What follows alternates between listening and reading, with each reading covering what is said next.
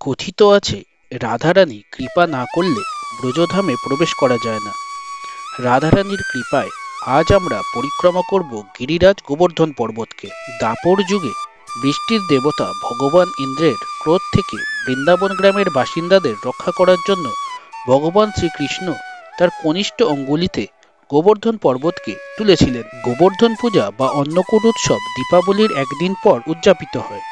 দেশের বিভিন্ন প্রান্ত থেকে তীর্থযাত্রীরা ভগবান শ্রীকৃষ্ণের আশীর্বাদ পেতে এবং গোবর্ধন পাহাড়ের সাথে যুক্ত ঐশ্বরিক পরিবেশ অনুভব করতে এই পবিত্র যাত্রা শুরু করে। তবে চলুন আমরা সবাই মিলে রাধারানীর নাম নিয়ে গোবর্ধন পর্বতের পরিক্রমা করে আসি।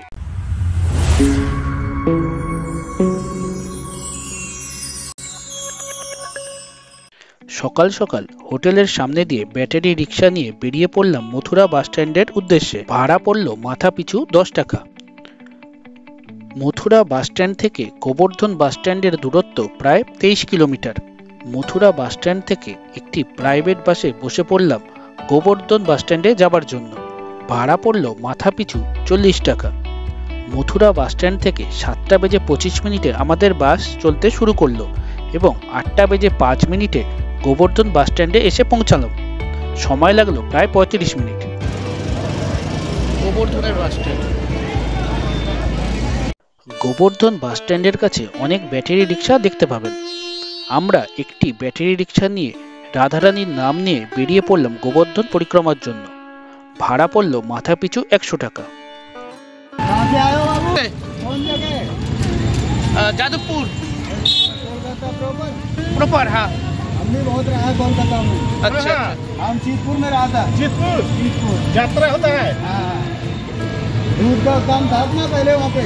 हाँ, पूरा कोलकाता घुमा, श्याम बाजार, नाथ बाजार, सुपर बाजार सब घुमा। अच्छा अच्छा। तुम्हारे पास आया, तुम्हें पैसा हमारे से ज्यादा लेता है।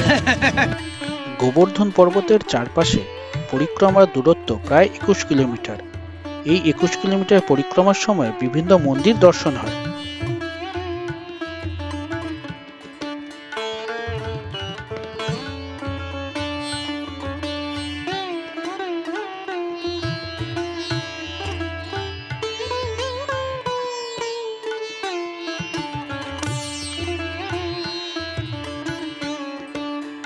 আমরা প্রথমে এসে পৌঁছালাম পুছড়িকা লোটা বাবা মন্দিরে। এই মন্দির সম্পর্কে কিছু কথা বলা যাক। শ্রীকৃষ্ণের বাল্য বন্ধুর নাম ছিল শ্রী লোথাজি। দ্বারকা যাওয়ার সময় শ্রীকৃষ্ণ তার বন্ধুকে তার সাথে যেতে বলেন, কিন্তু তার বন্ধু যেতে রাজি হয়নি। শ্রী লোথাজি শ্রীকৃষ্ণকে বলেন যে যতক্ষণ না তিনি আবার ব্রজে ফিরে আসবেন ততক্ষণ তিনি অন্ন জল ত্যাগ করে থাকবেন। শ্রীকৃষ্ণ তার বন্ধুকে বর দেন যে খাবার ও জল ছাড়াই সে সুস্থ ও বেঁচে থাকবেন। সেই থেকে শ্রী লোথাজি পুঞ্ছড়িতে না খেয়ে তপস্যা করছেন। তিনি বিশ্বাস করেন যে শ্রীকৃষ্ণ অবশ্যই একদিন ফিরে আসবেন, তাই এই স্থানে শ্রী লোথাজির মন্দির প্রতিষ্ঠিত।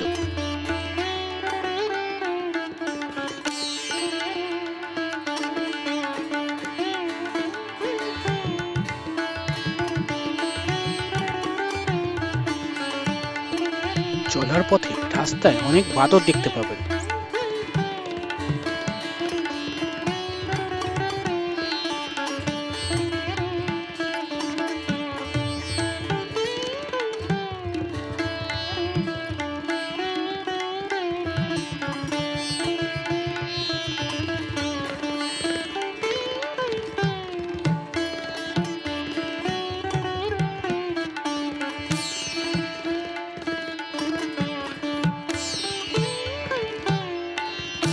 এখন আমরা চলেছি শ্রী গিরিরাজজি মুখারাবিন্দ মন্দির দর্শনের জন্য।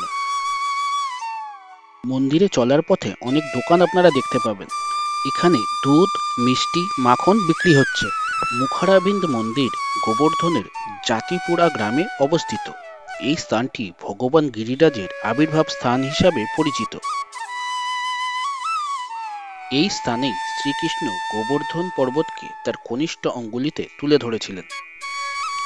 গোবর্ধনের রূপ একটি বসা গরুর মতো। তার পেছনের অংশ পুছড়িকা লোটা। তিনি তার ঘাড় ঘুরিয়ে তার পদ্মমুখ তার পেটের কাছে স্থাপন করেছেন। তার দুটি চোখ রাধাকুণ্ড ও শ্যামকুণ্ড। এই মুখারাবিন্দ জাতিপুরায় গিরিরাজের পদ্মমুখের একটি সুন্দর মন্দির। দেবতাদের প্রধান নৈবেদ্য হলো দুধ। প্রতিদিন শত শত ভক্ত এখানে আসেন এবং দেবতাকে দুধ নিবেদন করেন। গিরিরাজ গোবর্ধনকে পুলস্ত্য মুনির অভিশাপ দেওয়ার কারণে গোবর্ধনের আকার প্রতিদিন হ্রাস পাচ্ছে।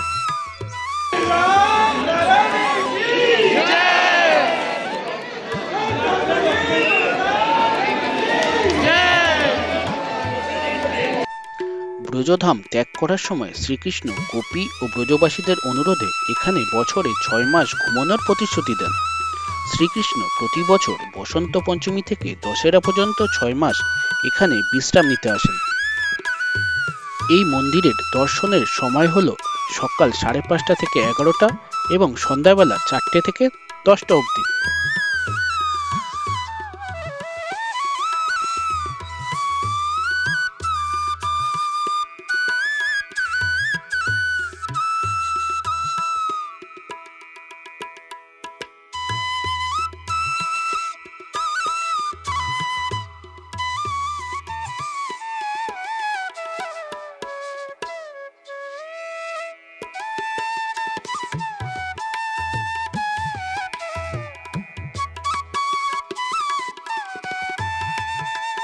মুখারাবিন্দ মন্দির থেকে একটু এগিয়ে গেলে আরো কিছু মন্দির রয়েছে, চলুন সেগুলি দর্শন করে আসি।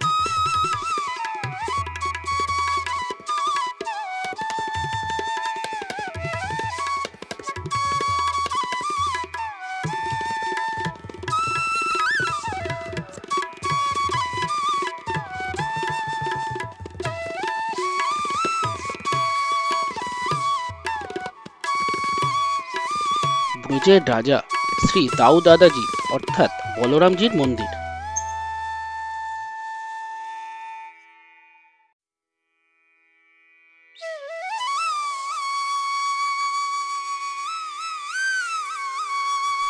শ্রী যমুনা মহারানী মন্দির।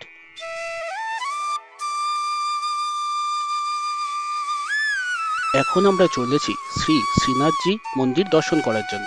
এটি পাহাড়ের উপরে অবস্থিত।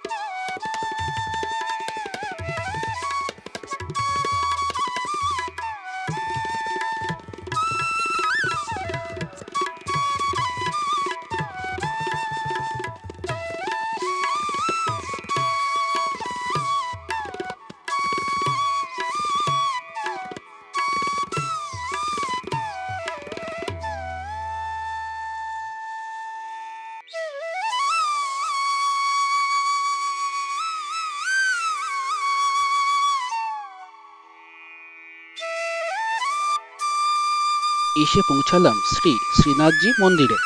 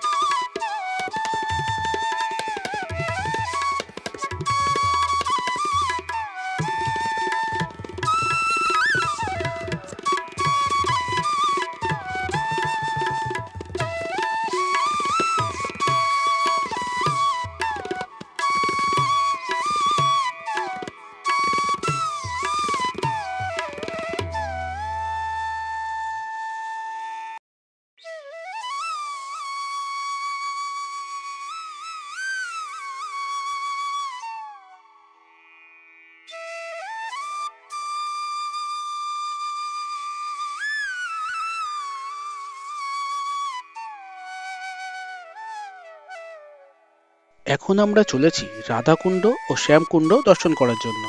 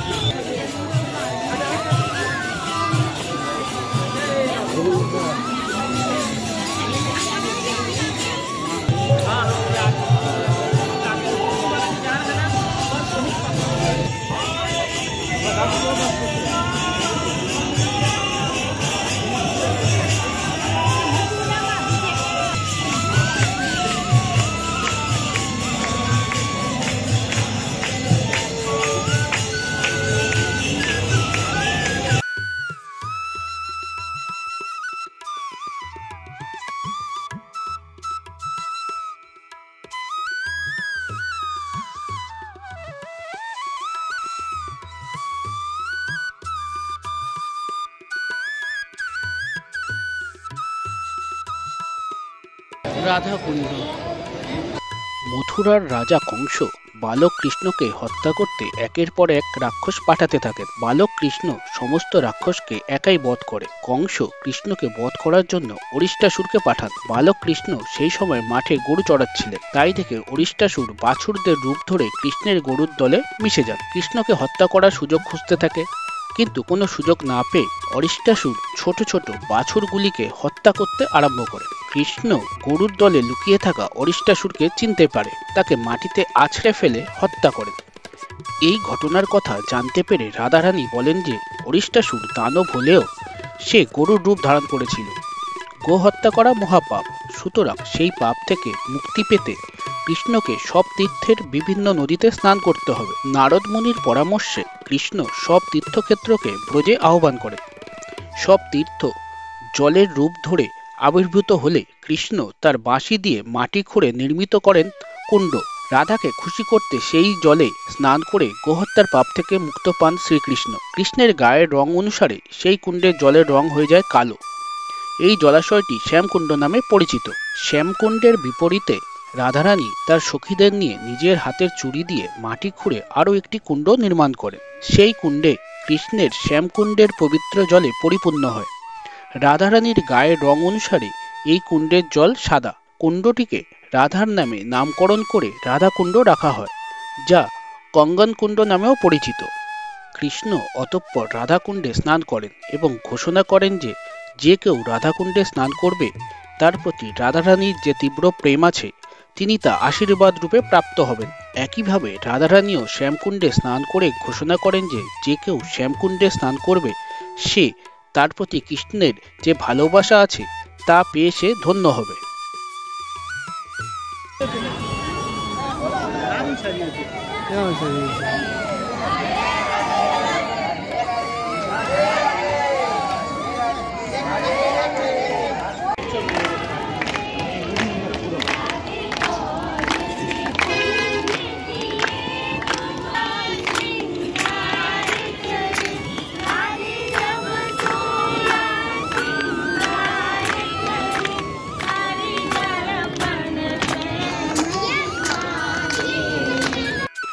মান্যতা আছে যে কার্তিক কৃষ্ণপক্ষের অষ্টমীর মধ্যরাতে এখানে নিঃসন্তান দম্পতি একসাথে স্নান করলে তাদের সন্তান প্রাপ্তি হয়।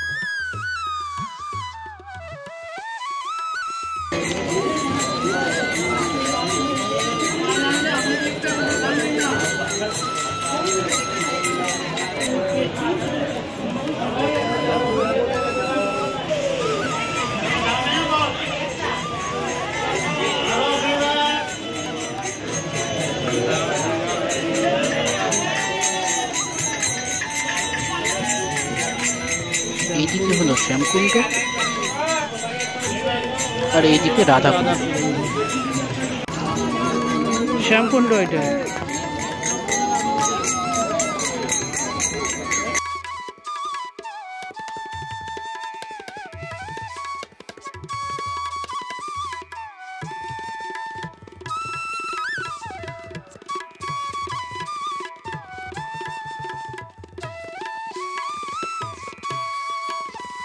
রাধাকুণ্ড থেকে বেরিয়ে এই মন্দিরে দর্শন করে আবার আমরা এগিয়ে চললাম। এই স্থানটির নাম হলো কুসুম সরোবর। রাধারানী এই স্থানে ফুল সংগ্রহের অজুহাতে এসে গোপনে কৃষ্ণের সঙ্গে দেখা করতেন।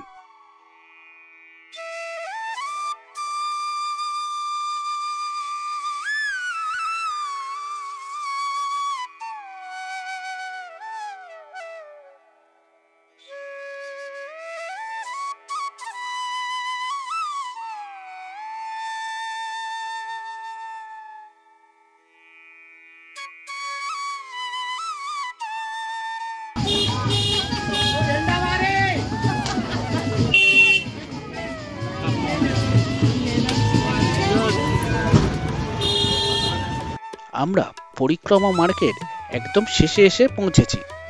এই মন্দিরটি গোবর্ধন বাসস্ট্যান্ডের একেবারে কাছে অবস্থিত।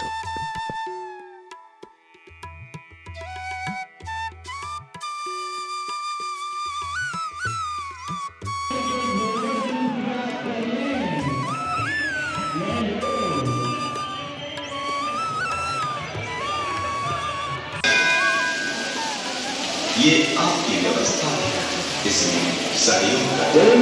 ये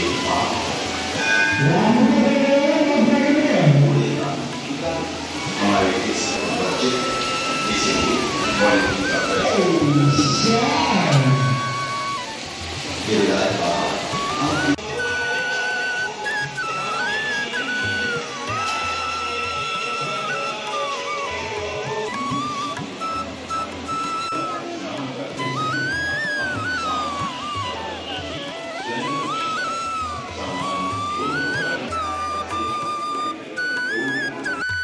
গোবর্ধন পরিক্রমা মার্গে যে সকল মন্দির দর্শন করলাম আপনাদের সঙ্গে শেয়ার করলাম।